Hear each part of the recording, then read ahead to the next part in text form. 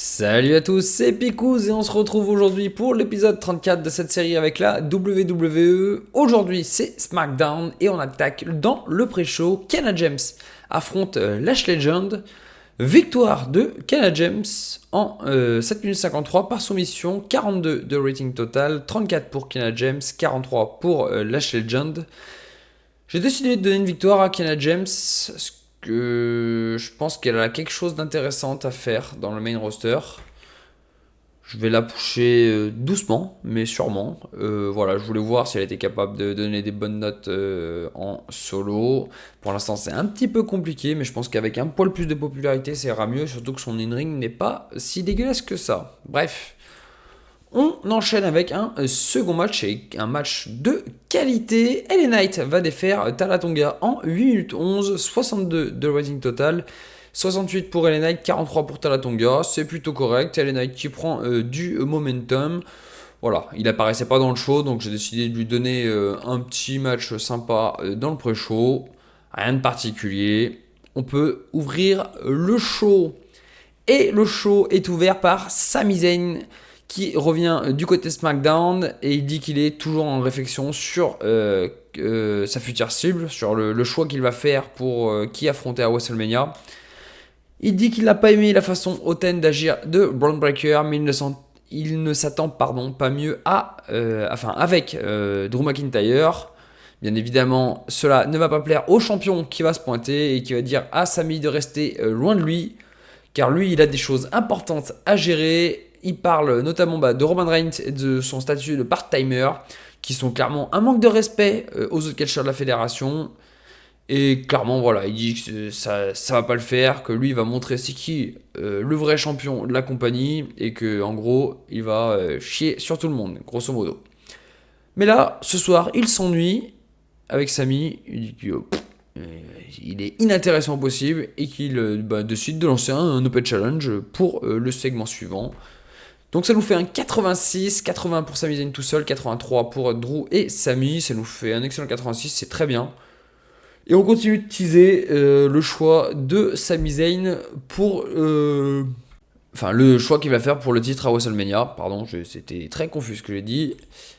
Et du coup, Drew McIntyre qui va faire un Open Challenge. Et bien évidemment, comme c'est un Open Challenge, c'est un... c'est pas un jobber, l'outsider, mais c'est un opener, un low mid-carder si on veut. Et il va affronter du coup Drew McIntyre et il va perdre en 9 minutes 47. Rien de surprenant. Deuxième défense du titre indisputée pour Drew McIntyre. Ça nous fait quand même un très bon 78. Drew nous fait un 82. Il a été excellent. L'Unsighter nous fait un 55 qui est très très bien. Un très bon match pour ouvrir le show. Je suis satisfait. On enchaîne avec un petite promo préenregistrée. On voit Oncle Audi qui fait un espèce de discours où il annonce que Joe Gacy et Dexter Lumis vont repartir à la conquête des championnats par équipe, maintenant qu'ils sont définitivement débarrassés de MFT. Il dit que le concernant, lui, il vise un programme solo, et le titre US pourrait faire partie de ses projets, mais que c'est quelque chose qu'il est en train de mûrir, c'est quelque chose qui est en train de prendre vie en lui. On n'en sait pas plus.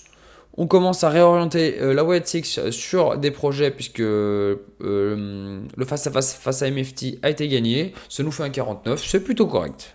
On enchaîne avec un match décent entre Natty Neidhart et Nia Jax. Et la première citée, Natty Neidhart va remporter la victoire en 7 minutes 55 par soumission avec son sharpshooter. 54 de rating total, 58 pour Natty, 50 pour Nia Jax, c'est plutôt bien. À noter que Black Monroe était aux abords du ring. Elle a regardé le match. Voilà. Elle continue de zeuter Natty parce que Natty ne veut pas en rester là. Natty veut aller veut récupérer son titre US. Et du coup, Black Monroe, elle se méfie. Ça nous fait un 54, c'est plutôt pas mal.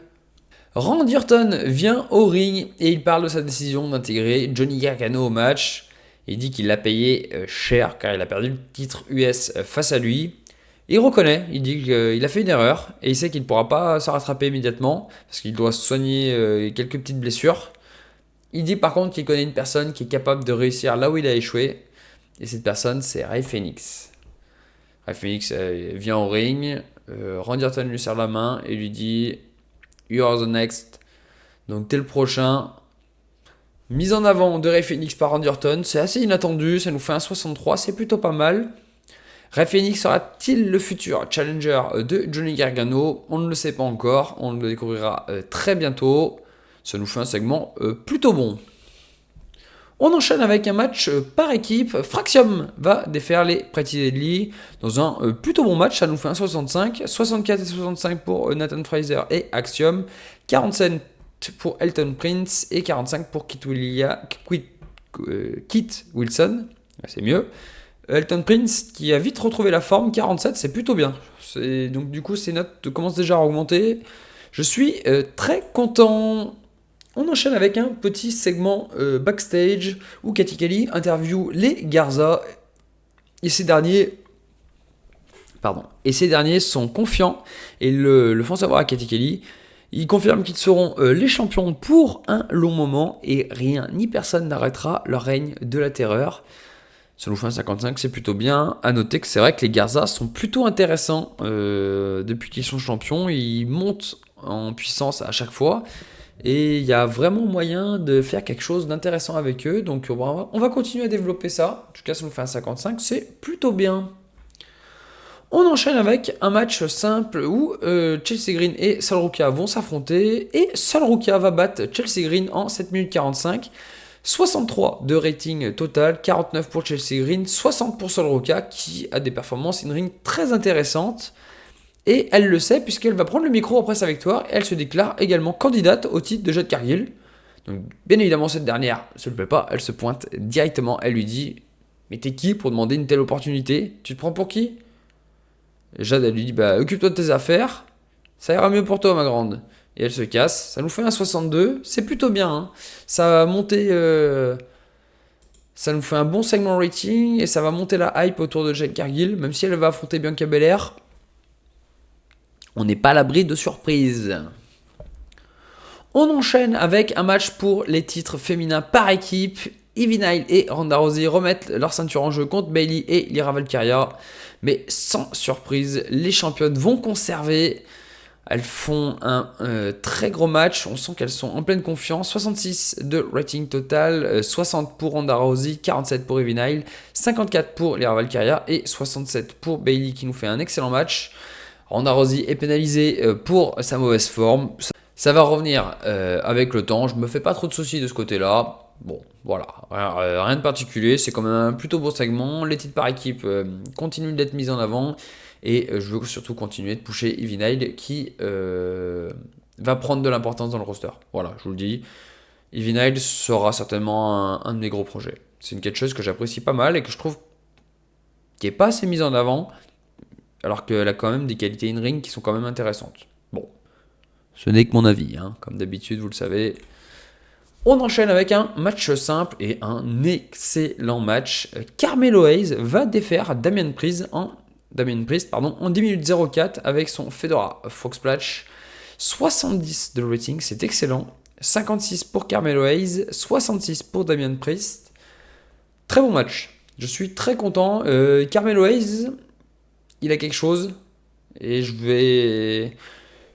vais certainement l'intégrer dans un programme par la suite. Pour l'instant, c'est plus des tests, mais il répond présent sur les trucs qu'on tente, donc c'est plutôt honnête. Petit interview backstage avec Cathy Kelly. Julia, elle en a marre d'attendre, elle veut affronter Maya Yuki le plus rapidement possible. Elle dit que cette guerre entre les deux femmes a assez duré et qu'il est temps de clôturer définitivement tout cela. Julia veut tout faire pour détruire Maya Yuki et ne plus en entendre parler définitivement. Nick Aldis, qui était juste là, se met à côté de Julia et lui dit que si elle le souhaite, le match est annoncé pour la semaine prochaine. Julia le veut. C'est donc validé la semaine prochaine. Julia vs Maya Yuki. Ça nous fait un très bon 68 de rating. Je suis très content. C'est plutôt cool, hein. Julia, elle a vraiment des bonnes notes, même en entertainment et tout, donc c'est plutôt intéressant.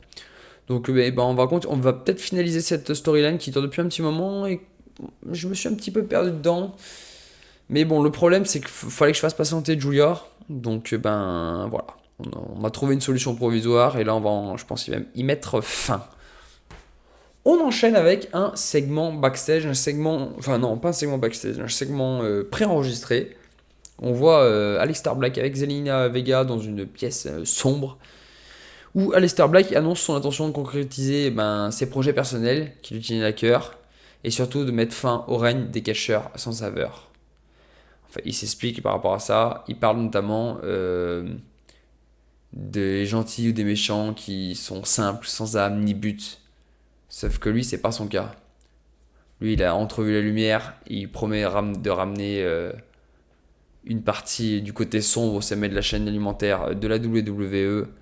Et pour y arriver, mais d'abord, pour y arriver, il doit s'enlever une épine coincée dans son pied. Et le nom de cette épine, c'est Cody Rhodes. C'est presque un défi, mais c'est pas concret. Cody aura-t-il son mot à dire? On ne sait pas. Ça nous fait un très bon 62. C'est très bien. En parlant de Cody, il va affronter Montez-Ford et dans un très bon match de catch, Montez-Ford va battre Cody Rhodes en 14 minutes 40 avec son frog splash grâce à une intervention d'Aleister Black. Et oui, et donc Aleister qui coûte pour la deuxième fois je crois 2 mois, parce qu'au mois de janvier c'était déjà le cas. Aleister Black coûte le match à Cody Rhodes. 77 de rating total, 80 pour Cody Rhodes, 66 pour Montez-Ford. C'est très bien. Et on clôture le show sur ce match. Je suis content des notes qu'on a eues. On va voir. Ouais, c'est bien. On fait un 77, c'est excellent. Enfin, c'est excellent. On pourrait faire mieux, on pourrait faire des 85 en mettant des superstars, mais c'est pas le but, comme je vous l'ai déjà dit. On fait un 77, c'est très bien, la popularité ne bouge pas. Au niveau du Financial Report, on gagne 1,3 million, c'est excellent. Et le show est terminé.